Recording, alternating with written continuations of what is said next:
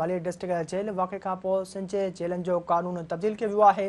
IG ऐं DIG jail समेत ॿियनि उहिदनि ते सिविल ऑफिसर मुक़ररु थी सघंदा।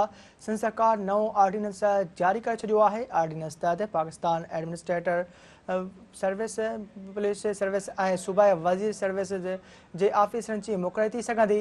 सिंध जो वॾो वज़ीर मुराद अली शाह 21 ऐं 20 ग्रेड में ऑफिसरनि जी मुक़ररी करे सघंदो। 18 ग्रेड जे असिस्टेंट इंस्पेक्टर जनरल जे मुक़ररी जेलनि वारो वज़ीर कंदो, जॾहिं त जेल सुप्रींटेंडेंट जी मुक़ररी जा अख़्तियार बि सूबाई वज़ीर खे हूंदा। सीनियर सुप्रींटेंडेंट ऐं सुप्रींटेंडेंट बि एडमिनिस्ट्रेटर या पुलिस सर्विसिज मां मुक़ररु थी सघंदा। हिन अहम ख़बर खां वाक़े आगंदा पिया हलूं त माली डिस्ट्रिक्ट जेल वाक़े खां पोइ सिंध जे जेलनि जो कानून तब्दील कयो वियो आहे। IG ऐं DIG जे जेल समेत ॿियनि उहिदनि ते सिविल ऑफिसर मुक़ररु थी सघंदा। सिंध सरकार नओं ऑर्डिनेंस जारी करे छॾियो आहे। ऑर्डिनेंस तहत Pakistan administrative services, police services ऐं सूबाई सर्विसिज जे ऑफिसरनि जी मुक़ररी थी सघंदी। सिंध जो वॾो वज़ीर मुराद अली शाह 21 ऐं 20 ग्रेड में ऑफिसरनि जी मुक़ररी करे सघंदो। 18 ग्रेड जे असिस्टेंट इंस्पेक्टर जनरल जे मुक़ररी जेलनि जो वज़ीर कंदो, जॾहिं त जेल सुप्रींटेंडेंट जी मुक़ररी जा अख़्तियार बि सूबाई वज़ीर खे हूंदा। सीनियर सुप्रींटेंडेंट ऐं सुप्रींटेंडेंट बि एडमिनिस्ट्रेटिव या पुलिस सर्विसिज मां मुक़ररु थी सघंदा।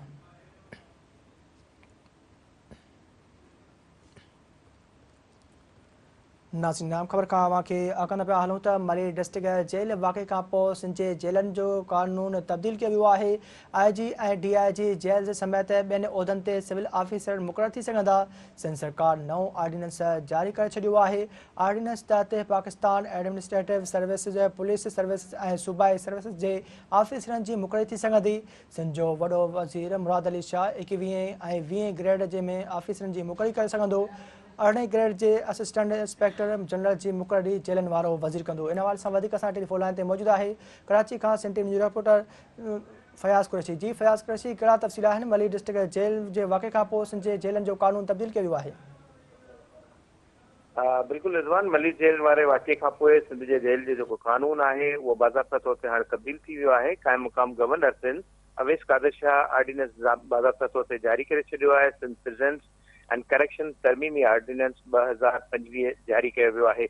वॾो वज़ीर हाणे सिंध जो जेको IG जेल ऐं DIG जेल उनजी मुक़ररी कंदो। इन हवाले सां ऑर्डिनेंस में जेको तयन कयो वियो आहे Pakistan administrative service, police service ऐं सूबाई सर्विस जा जेके अमलदार आहिनि उन्हनि जी मुक़ररी बि हाणे थी सघंदी। वॾो वज़ीर 21 ऐं 20 ग्रेड जेके ऑफिसर आहिनि उन्हनि जी मुक़ररी कंदो। ऑर्डिनेंस मूजिबि 18 ग्रेड जो जेको असिस्टेंट इंस्पेक्टर जनरल जेको आहे उहो उनजी मुक़ररी जेल वारो जेको वज़ीर आहे उहो करे सघंदो। जेल जेको आहे उनजा अख़्तियार जेके आहिनि उहे महदूद कया विया आहिनि ऐं कुझु अख़्तियार जेके आहिनि उहे वॾे वज़ीर खे मुंतक़िल कया विया आहिनि। अहिड़ी तरह जेल सुप्रींटेंडेंट जी जेका मुक़ररी सुप्रींटेंडेंट एडमिनिस्ट्रेटिव या पुलिस सर्विस जा जेके उहे मुक़ररु थी सघंदा। हाणे बाज़ाब्ता तौर जेको ऑर्डिनेंस जारी करे जेलनि वारो जेको कानून आहे उन में तब्दीली कई वई आहे ऐं ॾींहंनि में असेंबली में इन हवाले सां जेका ऑर्डिनेंस आहे उनखे कानूनी जेका एक्ट जी शिकिल बि ॾिनी वेंदी।